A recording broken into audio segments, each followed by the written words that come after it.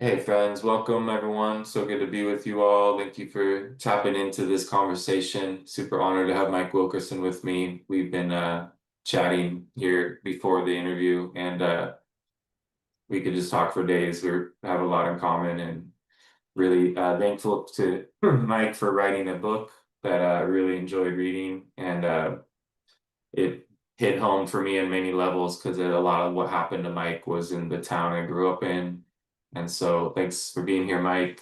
Tell us about your book. Tell us about anything you feel shared to introduce about yourself. Well, it's a pleasure to be here and an honor to be invited. So, Um, yeah, Kirkland, Washington. That was fun to hear that you grew up there.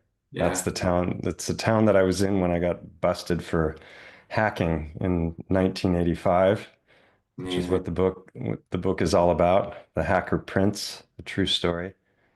Um, yeah, I ended up there through a wild set of circumstances in 85, and I was just there for a few months before I finally got caught after a lot of hijinks that took me around the country. And Yeah. I grew up in California, but I was living for a brief time in Hawaii. And then because of people that I knew that were into similar things that I was into, I went to the East Coast several times as well. And returning from one of those trips, some guys that I was friends with and had been staying with in Hawaii suggested that I reroute the flight through Seattle instead of going back to Maui where I had been living. And so that was how I ended up there, just randomly. And a few months later, I got caught and a court case ensued, and that took about a year to complete. So I ended up living a total of 5 years in Seattle. The first time was 3 years, and then I moved back to California. And at one point, had a new girlfriend, and she was interested in adventure. And I was like, "Well, let's move back to Seattle." So I moved back there and lived another 2 years. Oh, Um, cool. and just did, working as a waiter, and then eventually got a license to sell real estate. So I was Really? all over that region, previewing homes and showing homes No way. so yeah, I've got a lot of memories. Actually, I just visited Seattle for the first time, and well, basically since the events of the book took place, and saw my stepfather and some of his family members who were there, and reconnected with some old friends for the first time in decades. And it was a real kind of what do you say? It's just a conclusion to this whole cycle, because it took me 40 years to get around actually finishing and publishing this book, because Right. 85 to 25. Incredible. It's a good book, man. So glad you got around to sharing your story. And one of the common things I hear when talking about you with mutual friends is like, how did this guy do so many things in one lifetime? Like you have so many, I didn't know you were a realtor in Seattle as well. Like that's your book is wild, man. It's really powerful and kind of shares how brilliant of a person you are that you could think your way through the situations that you were in. Really how fortunate you are that you did get in trouble considering what was going on in the background. So Absolutely. it's amazing how guidance works and how we get taken care of by whatever, some sort of mysterious force that shows up and makes sure that certain events don't go into more dangerous territory. So really, just thankful that you're okay, man, because that was pretty sketchy. Yeah. Definitely. I landed myself in a number of sketchy situations. Yeah, What is that? What's that line?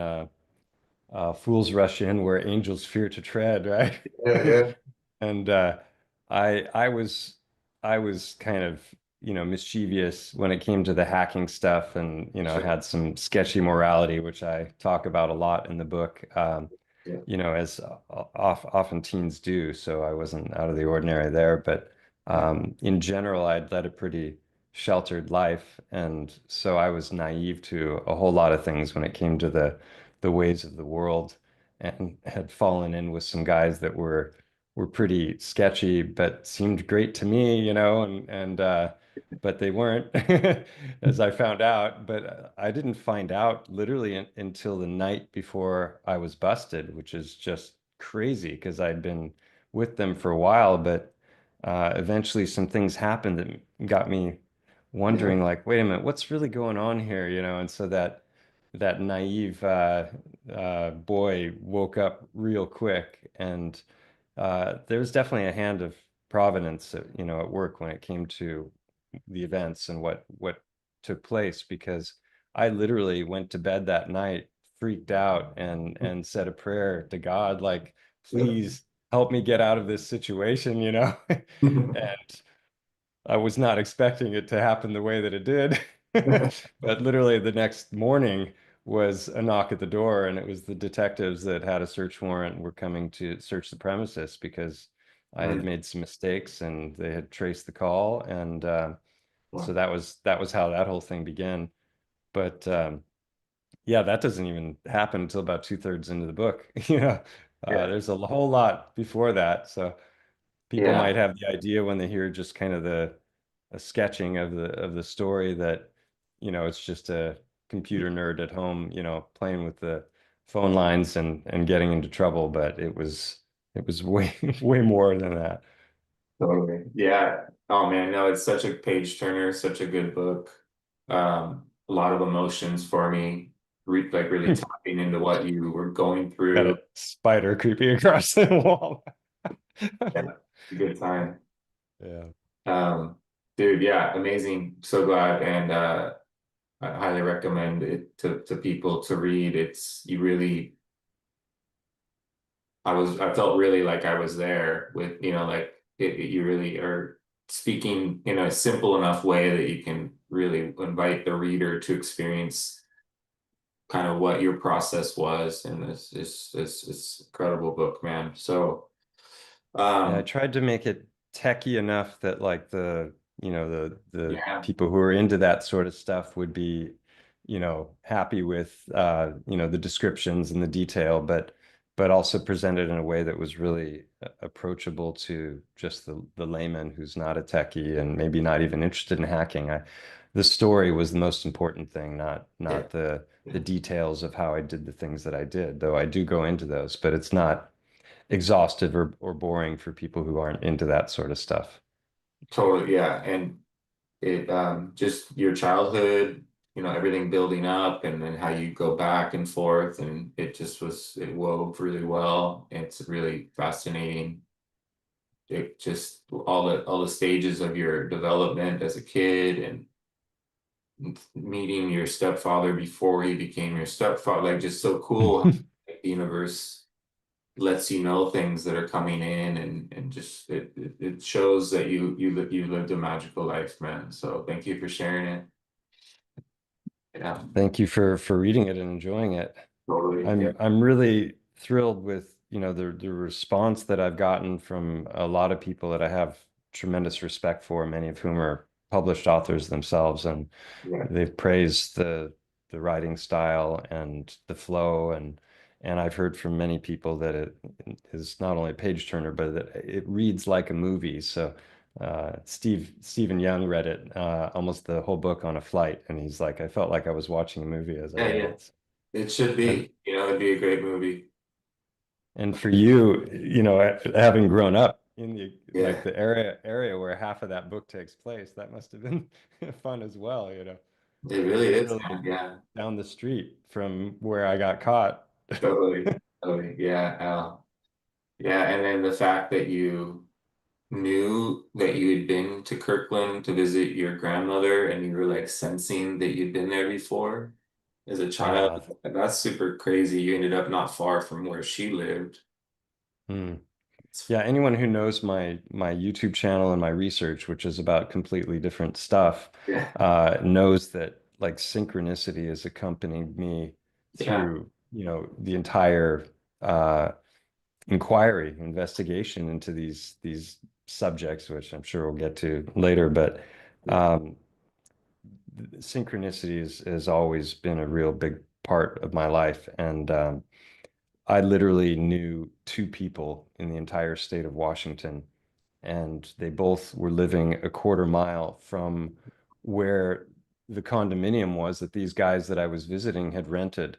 Yeah. And so when I we were driving across the Evergreen Floating Point Bridge, I'm like, oh, I remember this route. Yeah. We'd Yeah. gone there with my parents. We were traveling the Western States in a VW van and camping in the national parks, and then we went up to visit my stepdad's family.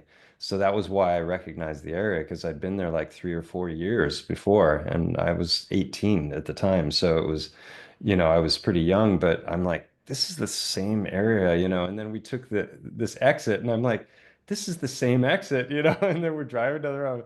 So later Well, that evening, after we kind of settled into the condo, I was just like, I've got to go take a walk. This is just, there's no way I'm in the same place. And I literally walked up and knocked on the door. I found the right condominium, and my aunt answered the door, and she didn't even recognize me. She thought I was the paper boy who was like coming to collect the monthly fee for delivering the paper. And she went to go turned around to go get money, and then took like 3 steps and stopped and turned around. She's like, Michael, what are you doing here?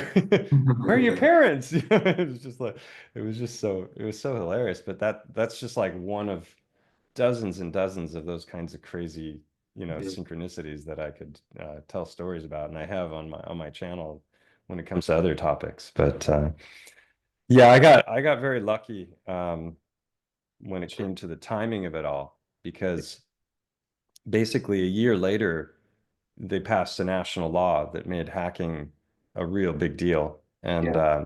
I was actually in Washington. They were it was the first state to pass a law defining computer crime as a crime. So there were other hackers that went to jail before me for the crime of hacking, or for other crimes, but not for the crime of hacking. They went to Yeah. jail for fraud and espionage and that kind of stuff, but not for hacking. And so the Washington state law was the first of its kind, and the prosecuting attorney on my case was the co-author of the law. So it was Mm. he had a vested interest in a conviction resulting in jail time. So it was the first time that they defined it, and he was really pushing for jail time. So, but if I had been caught, say, a year later or something, I'm sure I would have gotten into much, much bigger trouble, not just because of the laws, but because I was, dancing in very sketchy moral territories. And Sure. so it was real fortunate that I got out when I did. And when I did, I walked away from it entirely. I never went back, and I didn't like cut off ties with the friends, but they weren't reaching out to me, and I wasn't reaching out to them, so Yeah. it faded away. Um, and I just started a whole new life. It was the first time that I was on my own, and I had to get a job and pay rent to and make it Sure. work. Was that painful transition to suddenly have to earn your income in a much more My yeah. first job was in Bellevue Square, Yeah. and it was in a deli called Apples Etc. that specialized in caramel covered apples and like Subway type sandwiches. And so I was just happy to be like gainfully employed and making my own money. And I rented a room that cost me, I think it was 250 a month at the Yeah. time. You know, times have changed. And Yeah. and so I actually started making friends in the real world, so to speak. Like all of my friends up to that point, even though I met many of them in person over the years that I was hacking, most of my friendships were through the phone line or online. So, kind of like how people are living now, but way, way simpler um, compared to tech today. Um, but so I was actually relishing it because I Cool. had a lot of trouble with bullying in school when I was like from 12 to 16. Yeah. Um, Struggled a lot with that, which I go into in the book. I really wrote it so that it's a coming of age tale, Mhm. that I think will be really enjoyed by older teens that, want a good adventure story. Sure. But then also people, our age are going to like it too because of all the nostalgia and the historical, references and everything. Um, but it was such a challenge for me in school to go Mhm. through those things. And then all of a sudden, well, that was one of the things that was so appealing to me about the hacking world was I was being accepted by everybody for who I was and what I had to offer. And hacking has always been a meritocracy. You're judged on your merits and what you have to offer rather than necessarily who you are or how you look. And so that was something that really appealed to me. And I kind of found my tribe in the Yeah. hacking, um, because I definitely didn't have it in my hometown of Ojai, California. Mm. And but then once I got that job, I started making friends and like going out dancing and living kind of Yeah. a normie life, which was just a lot of fun for me. Good. Um, and that's where one of our overlaps is because that was I when I was a young teen, like a lot of kids get into weed or sm or drinking or when they're in their younger teens, and my parents were hippie, meditator types, and my mom was always like, wherever you want to get to, you can get there on the natch, she like you can do it naturally through meditation, all these things, because if you take the drugs you might not know how you got there. You might not be able to get back, and it might do damage and all of the the risks involved. And so she had put me off those kinds of things pretty thoroughly, and I didn't begin experimenting until I was 19, after the whole court case had finished. And that's actually the next book I'm working on right now. Is it's not a it's a continuation to my story, but it has nothing to do with hacking, so it's not a sequel in Okay. but I got pretty deep into psychedelics in Seattle, after from like 19 to say 23. Okay. And I was deep into the Castaneda books. I read the first seven that he wrote, Yeah. and then I yeah, I doing a lot of experimentation, but I was very interested in it from a spiritual perspective. And then of course that turned into like it's fun on a Friday night kind of thing, so it wasn't all like sit cross-legged and meditate on psychedelics or something. It was anything but that. But so that the experiences that I had with psychedelics have been incredibly profound. And then I had about a 20-year break from it when I moved to Europe, and I went to school, studied in Italy, and then met a Swedish girl and eventually moved to Sweden. And I lived there for 10 years and studied to be a chiropractor. And so through those 20 years and raising family, my kids are 21, almost 22, and 24 now. I I was away from that for a long time, and until we moved back to Spain. And then I went through this psychedelic renaissance where I was deep involved in, like, I was listening to loads and loads of podcasts and reading books and Terence McKenna and the Psychedelic Salon, and just listening to all the luminaries because I'd read loads of books on those subjects. And I basically come to the conclusion that what's going to wake up the world from the nightmare that we're experiencing right now when it comes to, just the state of the world, because nothing else seems to be doing it. And so I just kind of thought about the the experiences that I had had and the learnings and the catharses, and Mhm. I'm like, that's probably the way forward. And so I got deep into that. Sure. And did ayahuasca a number of times as well with one of the ayahuasca churches. Wow. And so that's what the next book is going to be about. A lot of people want me to write one on all the Yeah. research, but I feel more drawn to write that one right now. So I Oh, go good. where the creativity is Oh, pulling. that's exciting, dude. Glad to hear that you are going to be sharing that part of it, and that's a lot to unlock. There's it's so cool you have the Castaneda background. It's it's really profound journey to read that material because it puts you in a altered state just by reading it. Or that's what Mm, it's designed for. they say put the book down if you're having a hard time reading it because it's meant to pull you into a state of consciousness just by tracking the words. So it was designed that way by those people who were heavily involved. It wasn't just Carlos, it was his teachers, his cohorts, everyone, his students even were involved in putting those books together. And yeah, it's just a journey in itself. And especially with, working with psychedelics in combination of reading that material. But their point is in those books, most people don't realize is they're similar to what your mom was saying, is that we do want to be able to do this on our own and not rely on the plants. And so each to their own, as to how they approach these things, but breath work, magical passes, all kinds of unique ways to reach altered states without having to take substances. But the plants, they're messengers, they're teachers. The mushrooms, when I'm on psilocybin, they're telling me things that aren't, it comes, I think, from the spirit of that medicine. So I think there's a time and a place for some people to open up to that. And it's how I kind of got really honest about the pain I was in within my previous marriage. It was through psilocybin that the words were able to come out of my mouth that I couldn't tell myself before.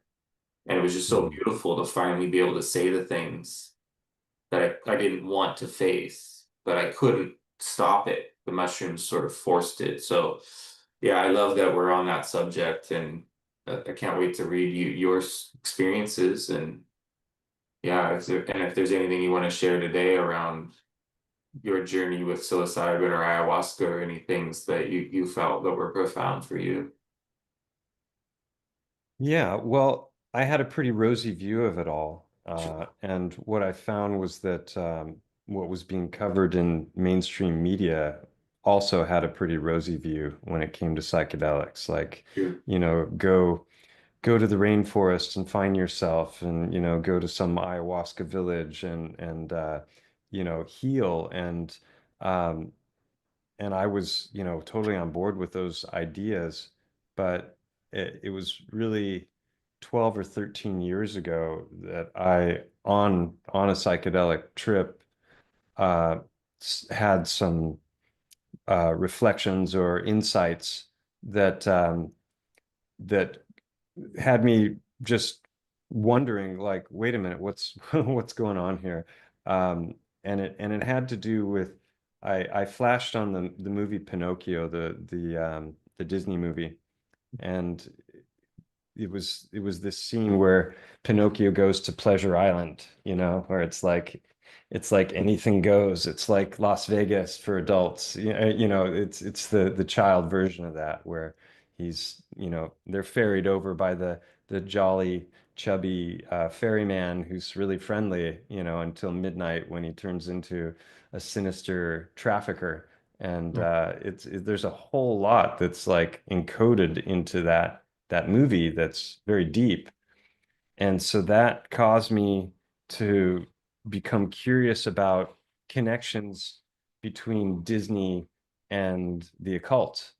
And that led to just a long stream of rabbit holes that took me to places that I never would have expected. I had read a book called Behold a Pale Horse in my 20s by William Cooper, that was talking about, mind control and MK Ultra and all sorts of different things that now are talked about, pretty regularly in the cyberspaces, at least when it comes to truthers.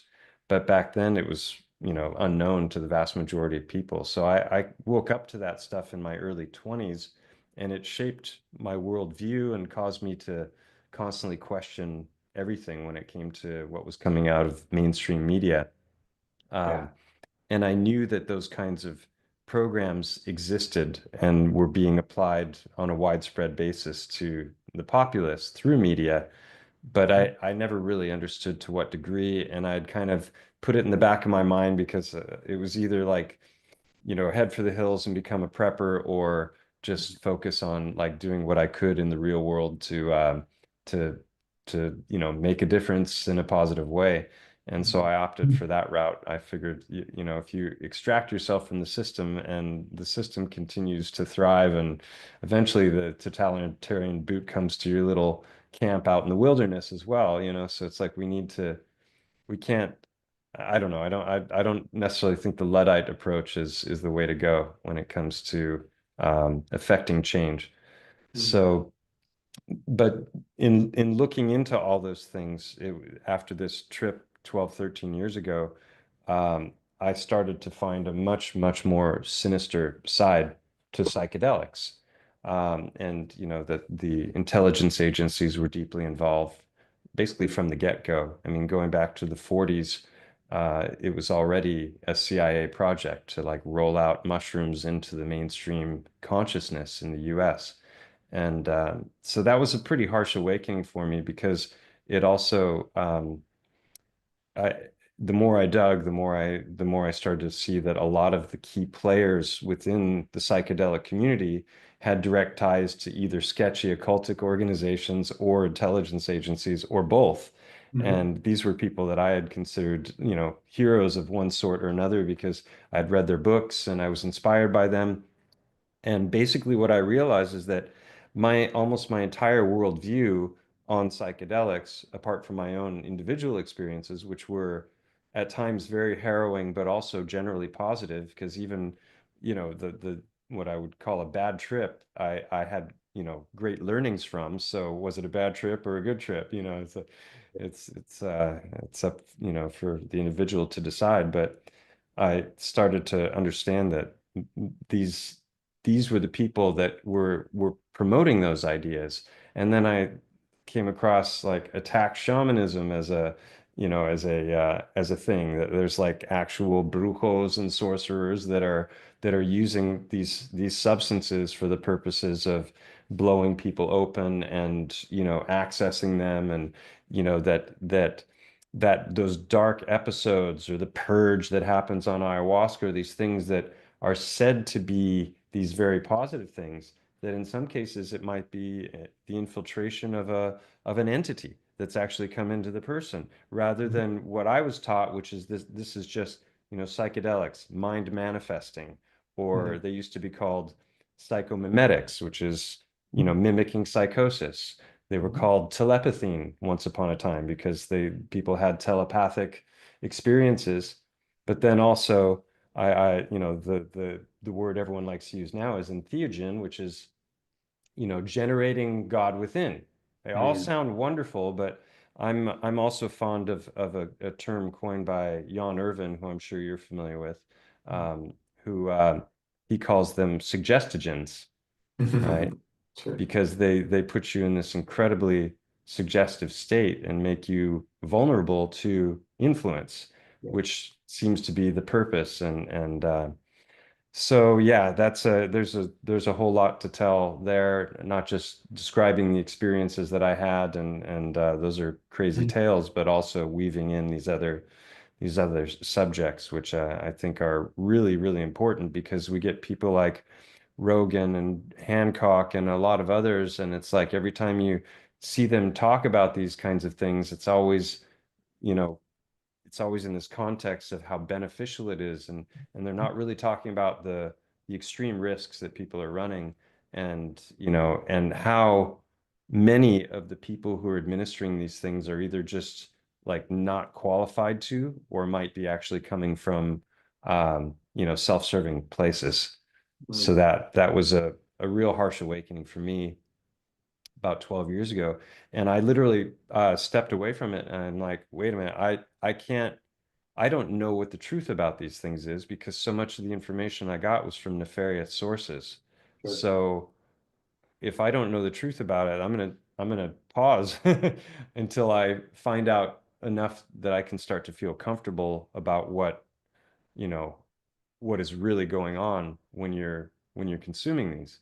Yeah. And here I am 12, 13 years later, Yeah. I haven't come back to it because Sure. I still don't have those answers. And, you know, what are the risks really, and what is taking place, especially when you're dealing with high dose stuff. I mean, my first mushroom experience was just a small quantity that was a euphoric, heightened colors and, mental and visual clarity. And so the second time I took them, I told my friend that I wanted to try a larger dose. He sent me to his house, and he had a bag waiting under his bed. And I told his mom I'd forgotten my backpack or something, and I got this bag of mushrooms, and he said, "Take those; those will get you off." I was like, "Okay." Um, so I was finishing up my shift at the deli with the intention of going into a dance club called City Beat that was down in not far from Seattle City Center. This Yeah. like 3 or 4 level house that was just this crazy dance place that I'd been to before, and that was our plan, was to go there, and all I had to go on was my first experience. And so I figured, if it was that good with a smaller dose, then it's going to be more of that with a higher dose. Boy, was I wrong. So I'm there eating these mushrooms, in the bathroom at the deli just before we were going to get in the pickup truck to drive across the water. And it took me quite a while to eat them all because there were so many. Well, I didn't know he didn't mean the whole bag. Right. So I took probably about 20 grams of mushrooms on so that was really my first psychedelic experience. I had only smoked pot once at that point, and I'd had this mildly euphoric mushroom high, and all of a sudden we're driving into the city to go dancing, and I'm on 20 grams of mushrooms. So that was uh that was my exposure to the psychedelic world at 19 years old. So I've had a lot of pretty profound experiences with them, and some of them on pretty high doses. And it's been incredible, from a learning perspective. But now I understand that I didn't know what the hell I was in. I'm rereading Don Juan, the teachings of Don Juan right now. I'm about halfway in, and I'm just like, I read it in my early 20s. That was the last time, and Yeah. didn't have a guide, didn't have a shaman, didn't have anyone who from the Toltec tradition or anything. My life would have been very different if I'd come across someone like you back then. I'm sure of it. Yeah, 20 grams, that's for those that don't know, that's just next level. That's just so many That's mushrooms. that's like 4 times what Terence McKenna would call the heroic dose. Yeah, Yeah. that's 4 times that. Wow, Yeah. man, I'm glad you didn't step into traffic or, it's no joke to be having an otherworldly overlap like that. And I'm glad you're okay, man. What a Mhm. trip. And thank you for bringing up the just how embedded all the programming is across the board and just all the agendas and how everything is used against us to that degree. And like this, I'm seeing a lot of this in the ayahuasca world where people are, coming back. Part of them is in a different layer of the onion and they're not integrated and they're really struggling to figure out what happened to them. And so it's not just entities possessing people, but just parts of your soul getting caught in different places. And without proper guidance, there's no way to integrate and complete the process. So, um, the Toltecs say that we're all under the influence of a predatorial mind that's lent itself to each person. But on top of that interference or entity, there's also in all kinds of other entities that people end up picking up. And exorcism is real. These are really difficult subjects to come to terms with. And the sugarcoating that's going on around, everyone doing their journeys, it's actually so covered up what's actually happening, which is a lot of people are getting really lost. The Mm. shamans aren't worried about what happens to a lot of these people, so they'll take you into their spiritual warfare situations, especially in ayahuasca worlds. They're like throwing energy darts at other villages and like keeping themselves sharp inside of this bruja, using your power in ways to get strong as a sorcerer. Mm. And so we all these people showing up to these communities not realizing that these people are all involved in spiritual warfare and they're actually using all these participants in their ceremonies to prop up their power so that they can not be outmaneuvered by the neighboring brujo or bruja, and Cannon fodder. yeah, yeah. So it's just very much it's old school. That's what Toltec's the old seers used to do is they would bring in apprentices and then push them into other layers of the onion as gifts to these inorganic beings, right? So the Mm. new seers realized that the Toltec path was really unsustainable and super obsessed with power. And so the new seers came in, and that's what Don Juan speaks about as freedom.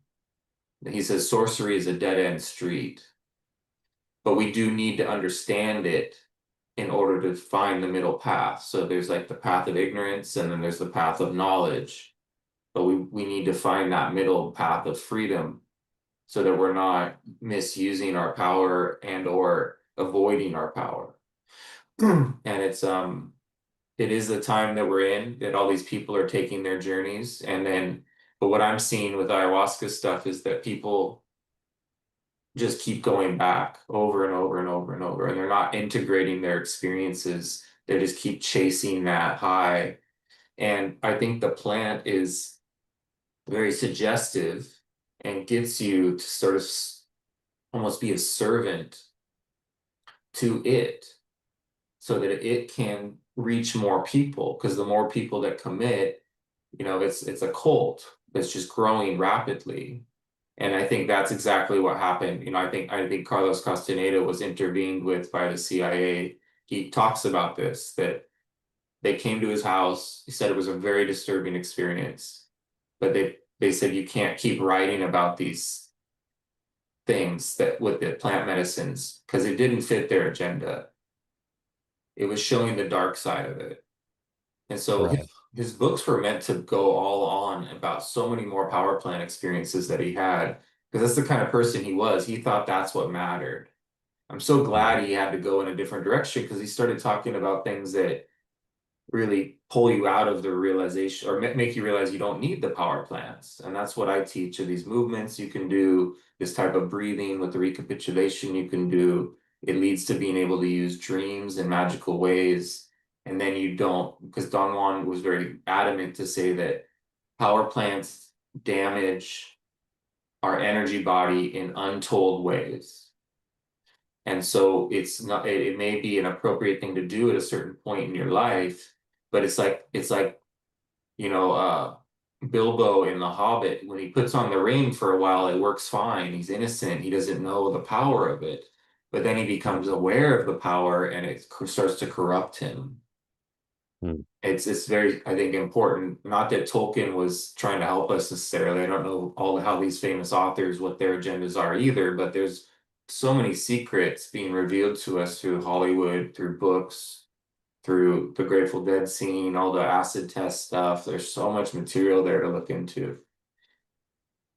Well, that was something I was also waking up to, when it came to the psychedelics is along with that comes the whole culture creation thing. And that, you get these organizations like Tavistock and Stanford Research Institute and these think tanks that have, bottomless budgets and are literally rolling out mindsets and ways of perceiving the world. And they're doing that through Hollywood, which ironically, the holly tree is what the magician's wand is made from, right? So they're casting their spells. They have their television broadcasting, and they're casting these spells broadly in the form of TV and movies, and but it's also big time in the music, and so I I've gotten information from a lot of different sources, but also uncovered a lot on my own because of different insights that I had and curiosities. And then I start investigating. I'm like, oh, it's there too. It's like it gets to a point where it's like every rock you pick up has something Yeah. crawling under it, and a lot of that stuff all seems to lead back to the same kinds of players more and more. And you get these secret society members, and it's people like the Huxleys and Crowley and the in the 60s it was Timothy Leary, who was also a huge devotee of Crowley and was also CIA. Yeah. So it's like, oh, wait a minute, this is the Johnny Appleseed of LSD through the 60s, who's good friends with the Beatles, and it turns out he's this, nefarious bastard. And then the Beatles themselves, that's another gigantic rabbit hole, because now you're brushing up against Tavistock, and people think that the development of what took place in the 60s was this natural organic evolution that came as a result of protesting the Vietnam War, and in the 70s that was, but just people waking up to the man, and trying to fight back against the oppressive governments and all these things. And so it seems great on the surface, and along with that you have this Eastern mysticism that's woven in, and people are becoming more peace loving and free, and it's colorful and all that. And then you start to really dig into the stuff, and you realize that those are all narratives, and that it didn't organically develop, that it was literally a cultural rollout. And so I think this is why through the COVID times that the boomers overwhelmingly were just completely asleep to the things that were happening, because they've really undergone more programming than any generation in history probably. And so it's been interesting to witness. But they definitely, the rebels of the 60s didn't seem to step up to the plate when rebellion was needed. Instead, it was just like, wear your mask and stand in line and follow the arrows, and otherwise you might put somebody's grandma at risk. And it's like, how can you how can you not see through what's going on right now? It's like, it's astonishing to me. But I think that's why, is that they've been literally subjected to decades of programming, in every way conceivable. Amazing. Yeah, it's so true. With my dad, just realized, he was such a sharp person, and it just was so intense. And I wish I handled it differently. But yeah, just he was that representation to me of there's the opportunity to come to terms with what's going on here, but it's just, and I started to sort of pull him out of hypnosis, and he was like, "Leave me alone." Hmm. Right. So it's so, Yeah, so on that subconscious level that people don't even know what they're defending, or what it is they're afraid of learning. So it's yeah, really uncomfortable to be. I'm so thankful all this happened, and I wouldn't have started a channel. I wouldn't have met you. It just 2020 was a catalyst, and it just, I could have gone into hermit mode like a lot of my friends did, and like got really angry, or I chose to connect online, and so much incredible connection, communication has happened, and I've learned so much. So I'm really thankful that we're in these times where we see who's capable of looking at what's going on and who isn't. And hmm, and so it really has been an intense thing for me in the spiritual community to see these people who were psychic, provenly psychic, provably capable in these non-linear ways, not willing to look at this. That was even more shocking. Like the spiritual leaders that I had trained with and looked to,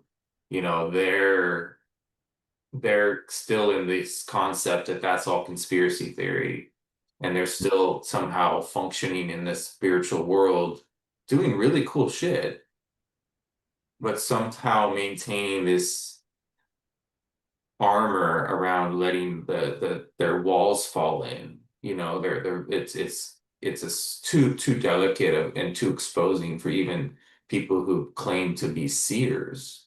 So we're in fascinating times.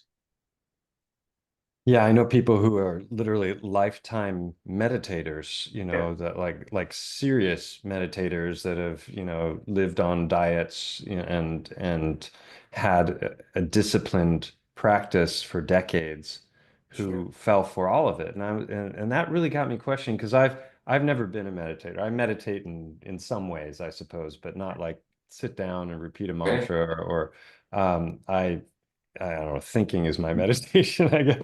Yeah. It's like it never stops.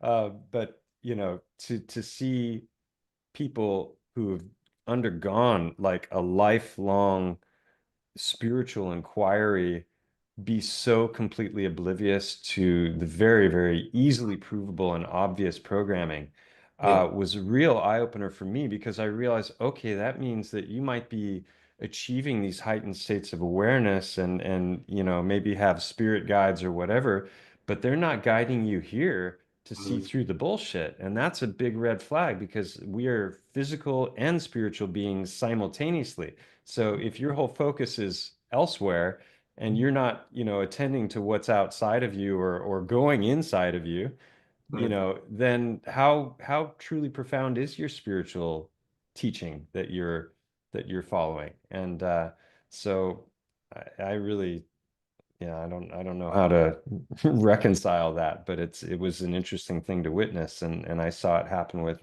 multiple people who I thought were extremely aware, and then the cog just sets in, and you're like trying to provide actual studies disproving the things that is coming out of the government apparatus, and they don't want to hear them, It's like I don't know, it's kind of weird.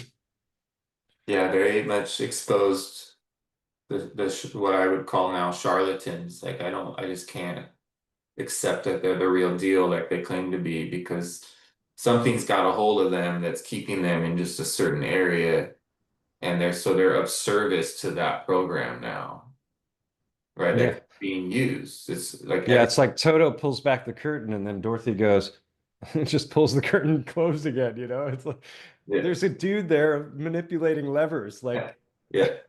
can't make the Uh, connection. totally. Mm. Yeah, man. I'm so glad that there's people like you who are willing to look at all these things and talk about it, and we can get into like what your favorite subject is. I know you've discovered something that most people find pretty difficult to consider because it takes you into a worldview of what could have been in the past that's just so extremely different than what we were taught. And it's even in the truther communities, there's some people that don't want to touch what you've discovered because it really is next level stuff, man. So thank you for being courageous enough to look and to just to put it together and to use your brilliant mind to sort of speculate as to what it might mean. But yeah, for those of you that don't know, Mike is has a really powerful channel, Stellium 77, and it's goes into areas of what you refer to as biogeology.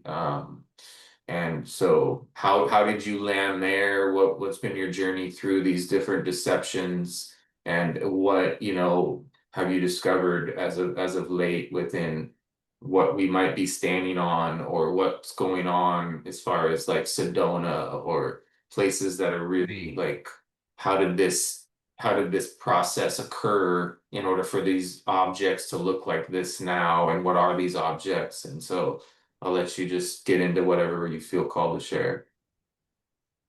Sure. Well, around the time I was waking up to all that other stuff that we talked about, 10 years ago, almost to the week, actually. It was November 2015.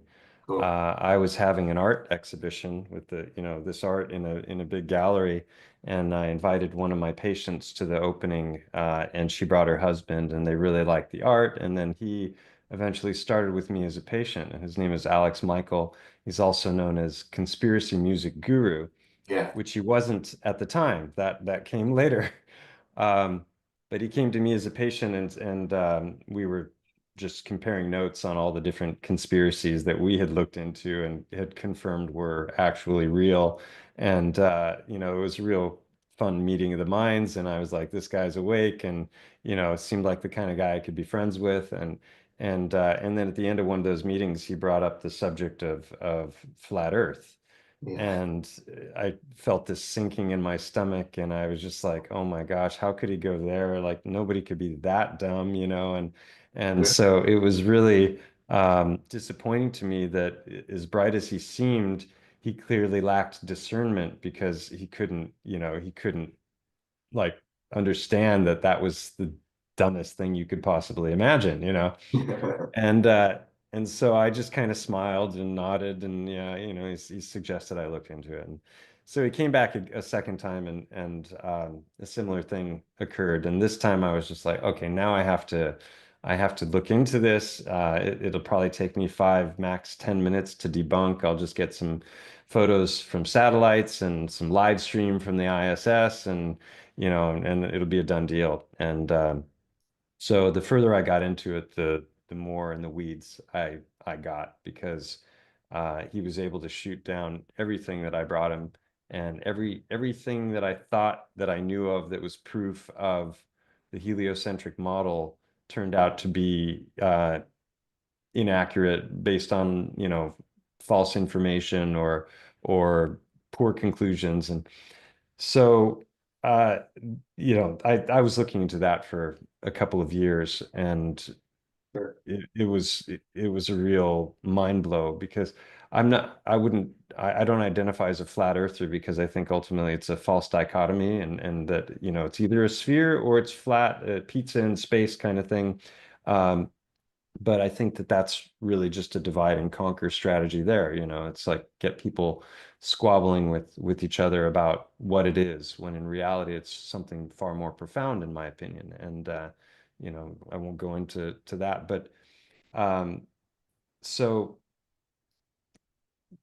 going down that rabbit hole is a massive one, because you get Yeah. into fakery, and then you realize that there's collusion among all the different supposed spacefaring nations, despite differing political ideologies. So why would they all be in agreement about, hey, we're going to fake this thing, even though, like, the US is at odds with China, and you got Pakistan and India in there and Japan, and it's like sooner or later somebody's going to, snitch. It's like there's no way. And then you find out about the Antarctic Treaty and all these other things along the way, and it's just like one thing after another, that it shouldn't be that way.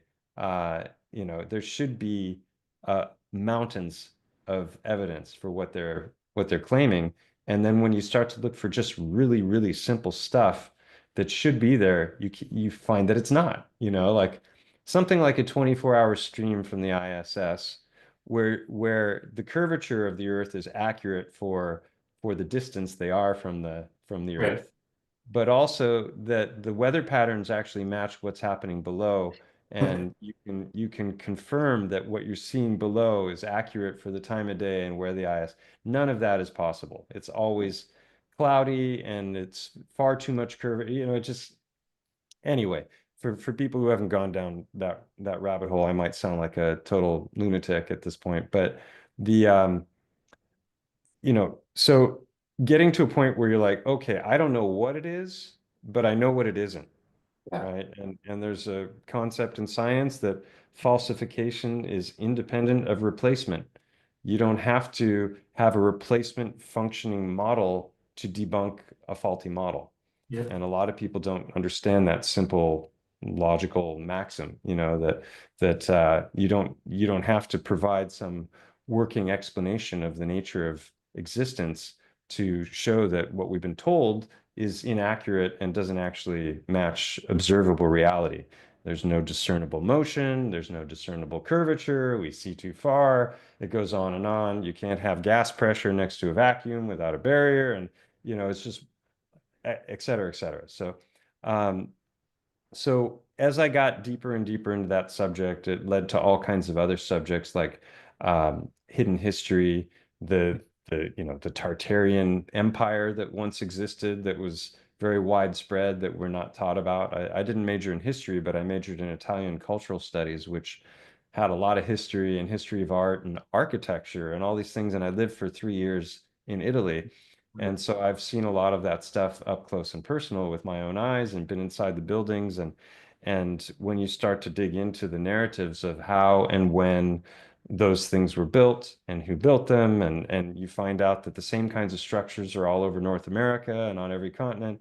And then there's, the subject of the mud flood, and there's the World's Fairs, and there's all these like seemingly separate rabbit holes that are all linked to one another, and Sure. and form a very coherent tapestry where they all actually dovetail in a way that makes sense if you understand that our historical narratives are complete BS, and that the world is not what we were taught. And so that caused me to really start looking at everything with new eyes. And then I came across some different videos that were starting to question geological narratives and timelines, and how stone is actually formed and how long it really takes. And that was really the penny drop for me because um, the idea that things could petrify far more quickly than we were taught, like they say, tens of thousands or even millions of years for petrified wood to form. And the petrified wood that we have in the petrified forests is said to be 200 to 300 million years old. And they have these incredible timelines when you're looking at the layers of strata and the fossils, and they know how old everything is and exactly when it happened. And we see cross sections of the earth, and they know every little bit all the way to the core of the earth, despite the fact that the deepest hole ever dug was only 8 miles deep and it took them 20 years to dig. So it's just it's an interesting line of inquiry, and tied into all that are our myths, our legends, our historical texts, our religious texts, and they're all telling a very different story of the past than what we get today with our Darwinian evolution and the heliocentric Big Bang, and everything just bounced around and then randomly formed us. That's literally the mainstream. Everything came from nothing in an instant Yeah. and then bounced around enough, to here we are, and we're thinking conscious beings, and it's all just because consciousness is this epiphenomenon that emerges when a system becomes sufficiently complex. It's like it's actually a ridiculous idea, Yeah. and I can't believe I ever believed it. Yeah. Um, but it's all about, eliminating spirit and God and the divine from the equation, and rendering it this meaningless mechanistic accidental, you're a speck of nothing in an infinite universe kind of a mindset. And I think ultimately that's very destructive. It leads to pretty dark places for a lot of people, and it breeds nihilism. And so um so the myths and the legends, then you get your titans, these Mm. gigantic beings that were the size of mountains, not just the giants, which a lot of people know that giants once existed, and there's been a concerted effort to hide that as a fact, but there's literally thousands of bits of evidence of skeletons that are being disappeared by the Smithsonian, and there's loads of old newspaper articles of them excavating this, that, and the other. And so yeah, that's kind of how it all began for me, is looking at stone with new eyes. And there's a mountain here in Spain that it looks a lot like an elephant, and uh, and it's known as the elephant to the locals. It's called Montgo. Mm. And after seeing some videos on, the subject of rapid petrification, and looking at these old myths and legends, and the question of, were they really once here? And are there remains still here? But we've all been blinded to it because we've been told these false narratives about where it all came from. And that I've come to the conclusion that that's exactly what's taken place, is that we are paradigm blind. We're Mm. all raised within this faulty paradigm about the nature of reality and where everything comes from. Mm. And so we just don't see the forest for the trees, literally. And and the big trees is another big aspect of my channel as well, digging into the evidence in favor of the idea that there were once trees that were miles wide at the base across this world. And that's a hard thing to fathom, something that large. And obviously, if creatures could be the size of mountains and trees were that big, that doesn't work on a ball the size they told us, right? Yeah. So it means that our realm is different from what we've been taught. Do I know Yeah. what it is? No. I think a lot of the people that we have the most respect for are willing to ask any question and go where the evidence leads, but they also have a high degree of humility, and a Mm. and a and a willingness to say I don't know when they don't know something, and they're not clinging desperately to their own self-created narratives. And so those are the kinds of people that I admire the most. Most of my heroes have been toppled from their pedestals, and now a lot of Mm. my heroes are people that I know personally that have that kind of a mindset, and I feel very blessed to call them friends. So Mm. yeah, that's how it began. I don't know if you want That's good. to. And yeah, no, thank you. It's it's so fascinating to open up to these Yeah, the historical deceptions that, just what has gone on in order to cover it up, and then why some of it's not covered up, as far as the buildings or the star forts or the different things, and what we're being allowed to look at. And it's just fascinating. It's almost like a riddle, or like we're in a game, and we're being fucked with and teased, and basically like put in this position where, we're going to face ridicule because the hive mind is so powerful Yeah. that the majority will maintain whatever they're told, no matter how ridiculous it gets. Like they're just proving the fact that they can just openly deceive, and get away with it. But it's also we're in a spiritual process with that. And I don't think the majority is meant to wake up, and the humanity, it gets saved in that process. I think we as individuals get to liberate ourselves. And the 100th monkey thing can have a huge effect. The more people are able to admit what they don't know and what they do know, and just move into that more inner journey. But I'm fascinated by what could be occurred, what could have created the environment for giantism or for titans, and whether you consider the vapor canopy, what Jason Bashir's brought in as a concept. Do you think that that has some? Have you looked into where he discovered that idea, and what are your thoughts on that? Yeah, I've been fascinated by the subject of eschatology, which is just, the cataclysm for a long time. And, he refers to it as the Phoenix event, Yeah, which, can have these varying degrees of intensity. It can be regional, it can be continental, or it can be worldwide, depending on which one comes. And he's identified a cyclical nature to them, with this 138-year timeline. I find a lot of his research to be very compelling, and I've had a couple conversations with him. yeah, Um, and so the vapor canopy idea is this idea that there was a time and this isn't his idea. He's just gleaned this from a variety of different texts from around the world, that there was a time when the sun and the moon were not visible in the skies because there was so much vapor that was suspended in the sky that there was basically like it was a diffused light and things were giving off their own light. And this is actually shown, I think, pretty poignantly in the movie Avatar. That I think it's a tip of the hat to that previous world where you've got the gigantic trees and you've got the moderns coming with their spacecraft to destroy the indigenous peoples and mine for all of their precious materials, because they're using this, really antiquated technology in the form of mechanism. And so they're destroying the natural world, which is the highest form of technology. So that, you've got the mycelial network and all this stuff that is, this magic that we are, where I see us as walking mycelium.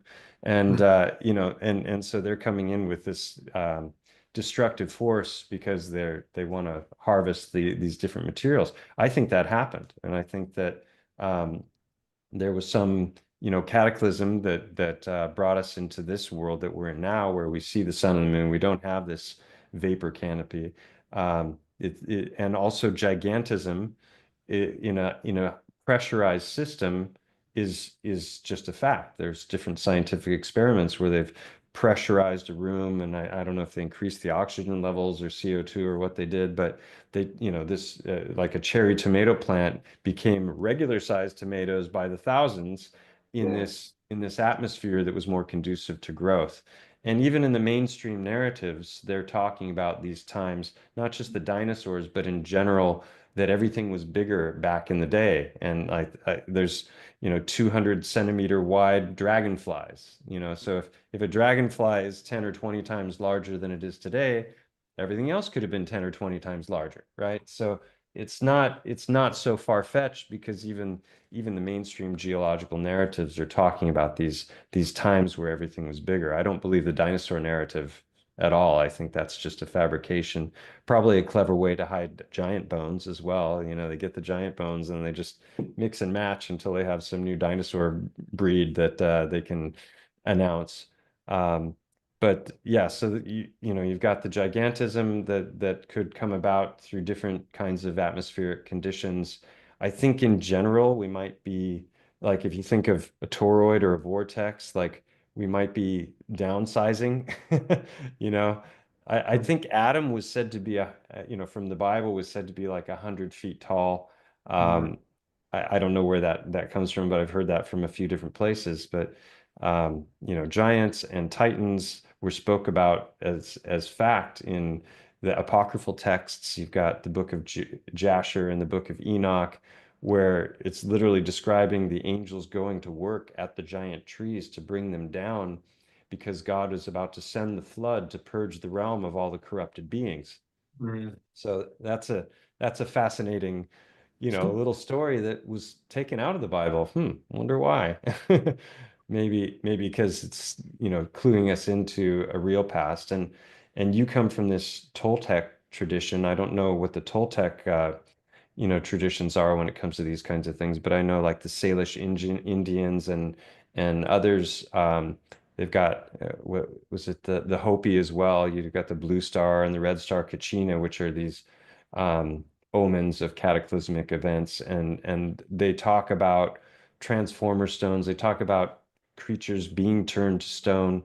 We have the Greek myths of Medusa. We have Paul Bunyan, the giant mountain-sized lumberjack that's cutting down big trees. It's like it's Jack and the Beanstalk. There are all these things that are all throughout our stories, but we're told that they're just, they're either the ideations of primitive people who were coming from an animistic worldview, where they're just anthropomorphizing everything, where they're oh, the wind is a spirit, and it, or this, but I think that that's just narratives that we've been told, and that they're talking about things as they really were.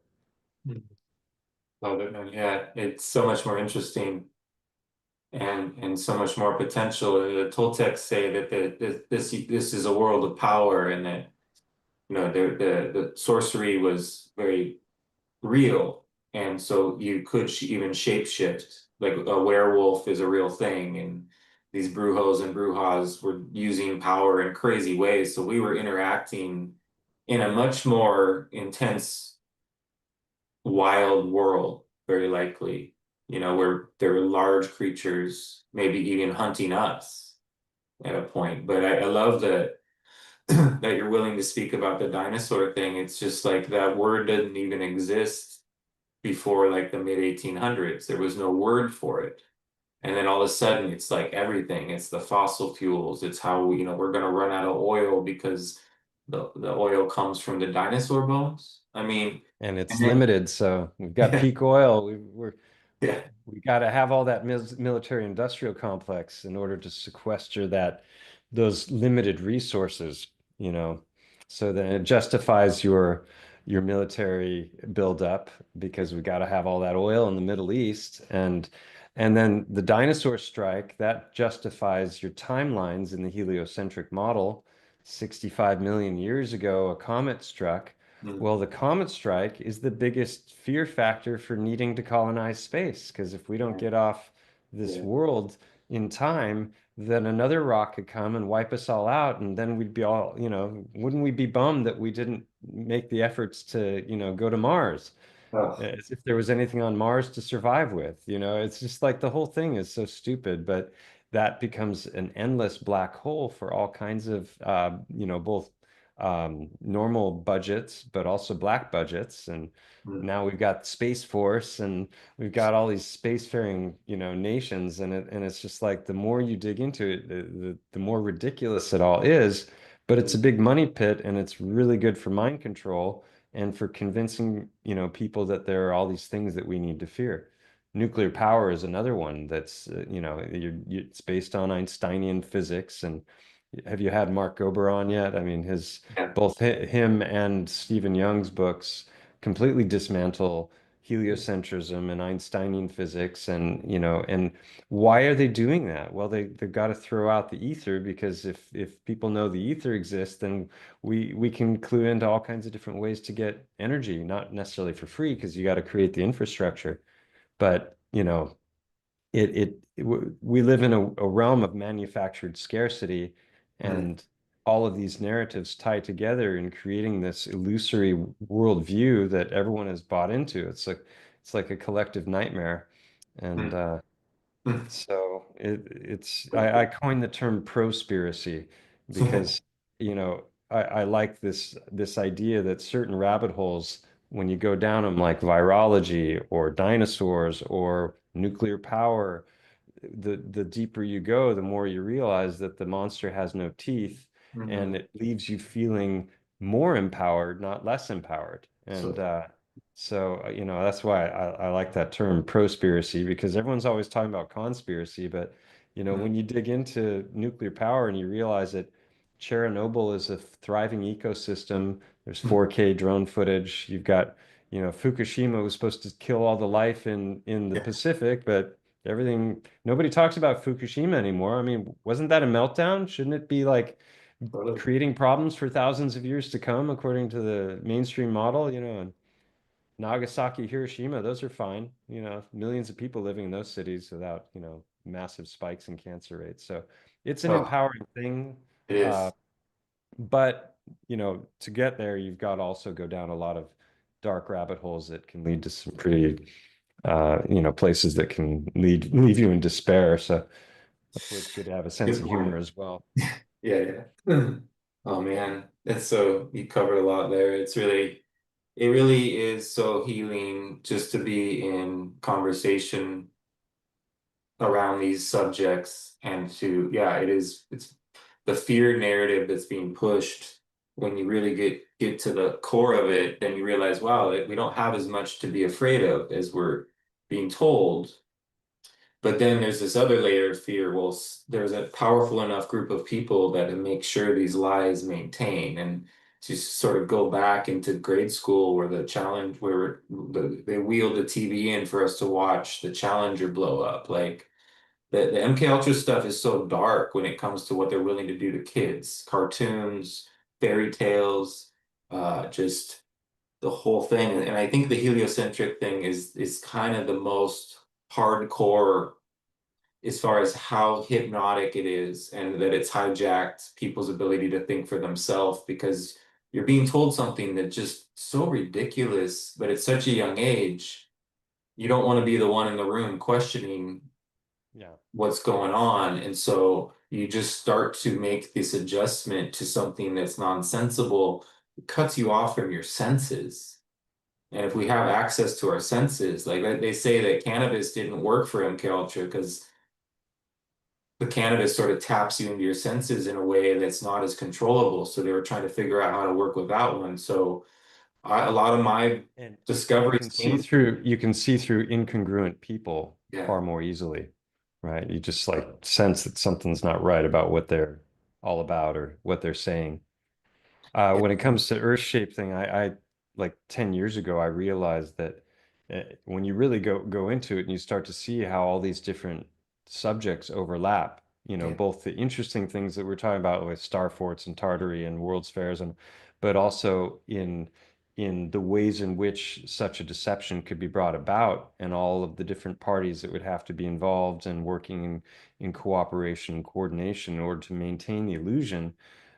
It's really the skeleton key of conspiracy theories, right? Because if you really do have a solid grasp on it and understand how it could be so, if it is so, then it's going to clue you into a whole bunch of other things that are connected that you maybe never even thought for a second might be.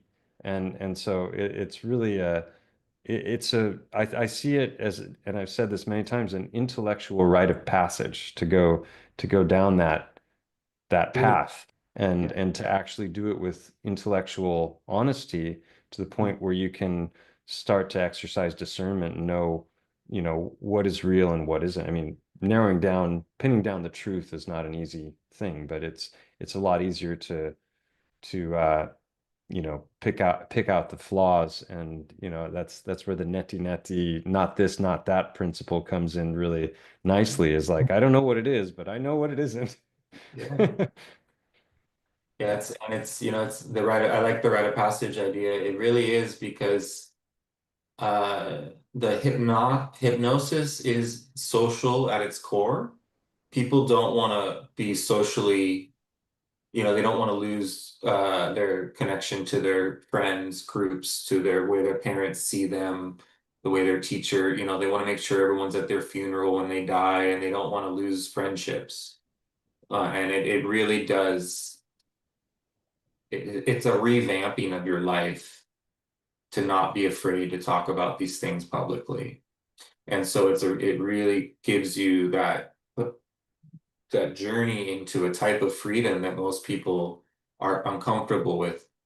And so when you no longer care what people, when you no longer need people to validate you in the way that most people need validation, then you become sort of almost like a dangerous mind to the hypnotic ones. You're a threat now, right? It's like the Agent Smiths sort of come out. You start talking about certain things and people will get, especially in person, like, I've had some encounters sitting at a bar in Baltimore where I start talking a little bit more about stuff. Started out with COVID and they realized COVID was this thing, and then we get into 9/11 and they want me dead. They can't believe I'm saying what I'm Mm, saying. They'd never heard of the third tower. They start looking it up. They're like, you can just feel the need for that story, being an East Coast person and all that went in on that bonding. Everyone bonded over the terrorists being bad and the USA was good. And yeah. that's a story people don't want taken away either. And moon Well, landing. and that's crucial that because they have to demonize some other party in order to justify all the wars, right? So they've got to pin it on, this invisible boogeyman and create the war on terror, which is a borderless enemy that doesn't even have a face. So it's like all they have to do is keep repeating the mantra over and over again. And Mm, I sorry, I interrupted you, but I went through a proselytizing phase when it came to Earth shape and also during COVID. And there's that desire to like wake up, and I think you can't wake people up. You can plant seeds, and eventually they'll go, looking into things and research it themselves. But I encountered on more than one occasion that profound cognitive dissonance, and there was one time where I almost got, it almost got physical, and I was like, there was also alcohol involved, so it's like not a good combination, like tugging at the threads of somebody's reality in a very uncomfortable way while mixing it with alcohol and stuff. So I learned my lesson, and it took me a long time before I could talk about any of this stuff in a public way. And if it wasn't for my channel, and the first years I had my channel, I only like little hinted and memes and stuff, touching on the subject of yeah. Earth shape, but not addressing it directly. But it was also right in 2019 when the algorithms kicked in, for the censorship. Like, isn't it interesting for the people who are not interested in flat Earth or they think it's stupid? Like, there's a short list of things that are highly, highly censored, and that's towards the top of it, right? Now, why would that be? You can talk about NASA probing Uranus all day long, or being I got abducted by this, that, or the other alien, and then this crazy thing happened. You can have a channel about that with millions of viewers and zero evidence or proof for what you're talking about, and they're not going to come after you or down regulate your channel or just full on take you down. But that happened to a lot of channels that were covering those subjects. And it's like, why is that so threatening? Because it's the skeleton key of conspiracy theories. And when you really get into it, there's a whole lot of stuff that you will never fall for again.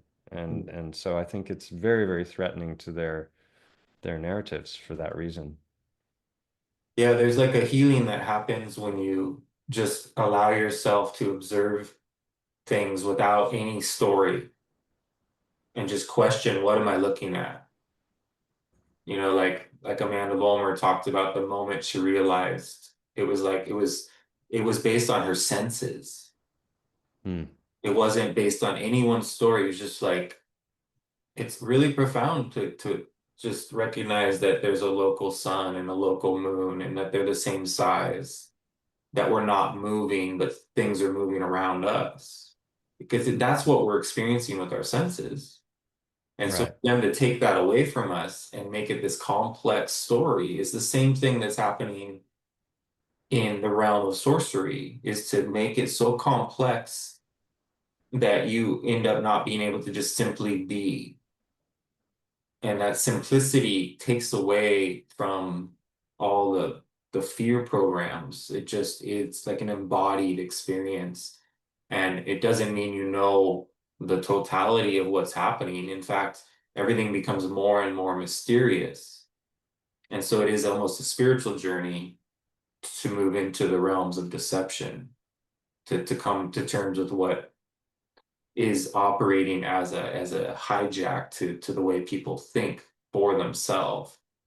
And so those two subjects, the virology, also because of 2020, that push to convince people that other people make you sick. Not that that hasn't been in the play for a long time, but this was like there's an agenda behind that, because then, what we got RFK saying, well, I'll have to have these wearables, right? That we have to be monitored. That's so scary to think of, that those of us that have been able to use alternative healthcare all of our lives, that gets really freaky when you start to realize that these people want to be in control of our bodies and make decisions for us medically based on the good of the all, saving grandma, everyone's vaccinated, and like my friend's trying to get his green card resolved, and all of a sudden they're telling him flu shots are required, like just the stuff gets scary as they just find little areas to start bringing it in. And pretty soon, we might be heading into some really tricky times. And so where you got people like Andrew Kaufman saying we need to get out in front of this and warn people, and then you got like Steve Falconer saying, well, warn people, like it's already, the digital ID is already here. We're already being monitored. There's nothing to push back against it. Our journey has to be inward almost. So like there's just different ways in which people are going about how to handle these things. And I appreciate what you were saying earlier, that not to run off and be a prepper, and really just be here and experience it and be grateful for the time we're in. I think things tend to work out.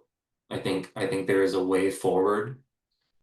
But it's a balance of living a really magical life, but also being aware of, the different signs and omens that are presenting around what they're planning, and being able to come to terms with that. Very, very few people have the capacity, or very, very few people are capable of compartmentalization. So people are so programmed, even in the hospitals or in NASA, that they think that they're doing what they've been told they're doing.